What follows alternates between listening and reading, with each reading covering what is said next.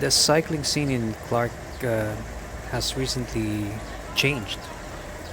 Before, it was very popular for triathletes, road bikers, but now, because of the addition of gravel events like Overland by Go Clark Sports and Ultra Gravel that always starts here in Clark, there has been a surge in gravel. For some of us, we have limited resources. Instead of getting another gravel bike, we just take a chance and convert our existing road bikes into gravel bikes. Now, some of the bikes that we have, specifically what I use, I prefer to simplify my cycling equipment. Back in the days, we would have triathlon bikes for triathlon, road bikes, climbing bikes, aero bikes, and then gravel bikes. This has been an ongoing problems for some of the manufacturers because of the so many choices. So what we do now is just to simplify it. Now, what I learned in gravel is tire pressure is one of the most important aspect that you have to consider whenever you join a gravel. This particular route that we will be doing today is 110 kilometers that starts in Mimosa here in Clark and goes through the entire Pampanga Tarlac region. So it's not gonna go through Nueva Ecija, just like Ultra Gravel. This one is limited to our hometown. And as you can see, most of it is really flat. The only climb that we will be encountering is the going back home. So this is a very, very beautiful route designed by Geno Cuenco. And I think a lot of newbies would really love the course that was designed by the organizers. So everything finishes and starts in Clark, including the awarding ceremonies before lunch. And we decided to use wider tires for this course. Based on what we've heard, uh, it passes through a lot of volcanic sand. So, if a little bit of a history, back in 1991, Mount Pinatubo erupted and covered the whole of Pampanga with really, really thick and light lahar sand. Um, the start and finish will be here in Mimosa, so we are inside Mimosa, and as you can see from start to the off-road section, everything is pancake flat. In fact, some of it, majority of it, is almost 1 to 2% downhill. Now, the good and smartest thing that the organizers decided to is to keep this section neutralized. For one, especially for most of us, it calms the nerves down because this is usually where a lot of the participants really get excited because of the adrenaline, and most of the time unavoidable, sometimes some mishaps happen. And then as soon as we finish the flat section, we enter the gravel road, well, now gravel sandy area on this section, and this is officially where the race starts. From here, you just have to hold on, keep your nerves, because a lot of things happen here. Because in a few meters from here, there's going to be a sharp 90-degree right turn on sand and loose gravel. And if you are inexperienced, I would suggest, like myself, just to hang out at the back instead of slugging it out in the front if your handling is not really sharp. A lot of us are very good on road, but on gravel, it's a totally different sport. You have to have very good skills, especially on this section. On the first 3 or 4 kilometers alone, it's super flat, loose gravel, and the danger here is that you would never know if you're going to encounter soft sand because it just seems hard packed. And then all of a sudden, there's this quicksand in front of you, and if your tires are thin or overpressured, you'll dig in, and next thing you know, you'll be on the side of the road. So This is the section that I decided to join a group of gravelers, if that's what you call them, just to familiarize myself with the road conditions and how the sands or gravel mix play.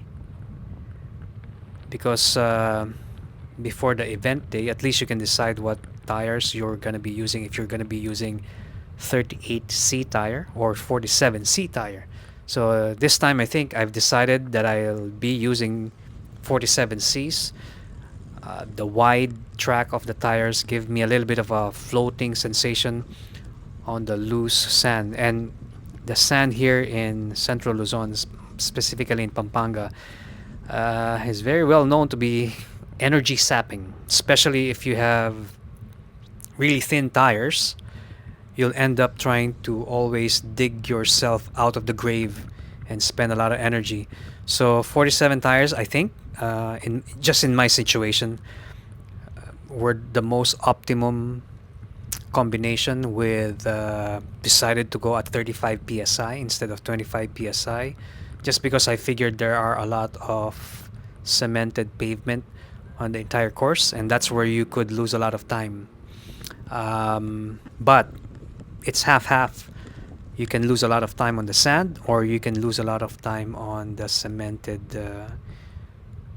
sections of the course. So, just my better judgment, I just have to balance everything. So, wider tires at high pressure, so you can float on the sand, but at the same time, you can go fast on the paved section. This section over here, we are still inside Clark, and that is the iconic Orange Bridge. This is the brand new bridge that connects Clark and New Clark City. You would notice it in most of our vlogs, but this time, very rare occasion, I found myself riding underneath it, and wow, very totally different landscape. The landscape here is like desert. I mean, temperatures can hover from 45 to 50 degrees Celsius, and sometimes the roads are rain swept, and when it dries up, the sand just digs in and becomes very difficult to pedal. So the past few days has been very fortunate. It's been raining slightly, not stormy, but just raindrops, making the route and the soil compacted. And you can see here when we ride underneath the bridge, the condition of the soil becomes worse and worse. It gets thicker and thicker, powdery light. And one of the things that I learned here is that you just have to keep on going, keep on pedaling. The moment that you stop, your tires would dig in, and next thing you know, you'll be stuck and spending more energy trying to get out of the quicksand. So, this area, I'm glad I saw and tested the road conditions. It's very different when you just talk about it, it's very different when you ride it. It gives you a little bit of confidence come event day, because it's going to mentally prepare you what to expect. And this straight road, by this time, everyone would have been on single file. And for most of us, that would be a welcome relief, because then it's going to be a little bit safer. What I discovered on this section of the event is that the flat roads allows you to really power it up. I would expect some of the seasoned gravelers, they'll be going at 40, 45 kilometers per hour on this section. The soil and the sand is a little bit compacted, so it allows you to really go fast. And I've seen some of the seasoned gravelers really rip it off and go ballistic on this section of the road. So don't be afraid to really go fast. The faster you go, what I discovered is that you float on the sand. The slower you go, the more that you have to spend more energy trying to dig yourself out. So I just tested if I could go faster, and yeah, it did work. You're able to float through the sandy area. Plus, the wide tires really smooths things out. There are less sections that are really rough, just like this part. They last 50 meters, maximum 100 meters, but there are also sections where you have to pass through some water system irrigation, not too deep, so hopefully it doesn't rain before the event. But there are sections where it can be deceiving. If it rained the previous day, the water may be muddy and you wouldn't know where you are driving, so it really helps to find out which line to choose when you pass through this water section, just like this one. And last thing you want to do is to slide on the right side of the road, or else it's going to be really difficult to go back. So this part is me and everyone on Sunday crossing the river. Hopefully it stays like this. It doesn't get really uh, rough. Ideally, no torrential rain in the morning. But after that, you get out of the off-road and go through Bamban, and you'll be greeted by this magnificent cemented section. This is where I said that I think having a 35 psi would be very advantageous, because these sections of roads are really long, especially this hard packed soil. So it's almost like cement, but I think because a lot of farm vehicles pass through here, the roads are really beautiful. Now I just fast forwarded the video, because this is the part where we are almost like 25 kilometers away, or 20 kilometers away, passing through Bamban National Road, MacArthur Highway, and then we go inside Severa, go through the whole community and see ourselves on the side road. Then I encountered something really bummer. Somehow my shifting or rear derailleur stopped shifting. It was lighting a while ago, but after several attempted reset test, didn't work out. But I'm just glad it bummed out today. So I think I may have to visit Neo Sigma to have it sorted out. Batteries are full, but somehow something happened. So from here, I just have to go home on single speed and, well, just try to hang on with everyone else. Nothing really bad with recon, because one of the things that is very important is also testing the equipment. If your equipment is up to the challenge of the course, and if you see on the left side of the road, that's where we came from, coming from Bamban. So it's a little bit hot, so that's why I prefer to wear long sleeves. It keeps me a little bit cooler, so when I pour water on my sleeves, it gives me that radiator effect. It keeps my skin cooler and lowers my heart rate. So from here, it's almost like 10 kilometers away from the finish line. It's going to be a welcome relief, but still, there's a section of sand that really just makes it a little bit more difficult. But as soon as you start seeing the main highway, it just gives you that confidence that after this short section of sand, I'll be seeing the highway and all the way back home to Mimosa.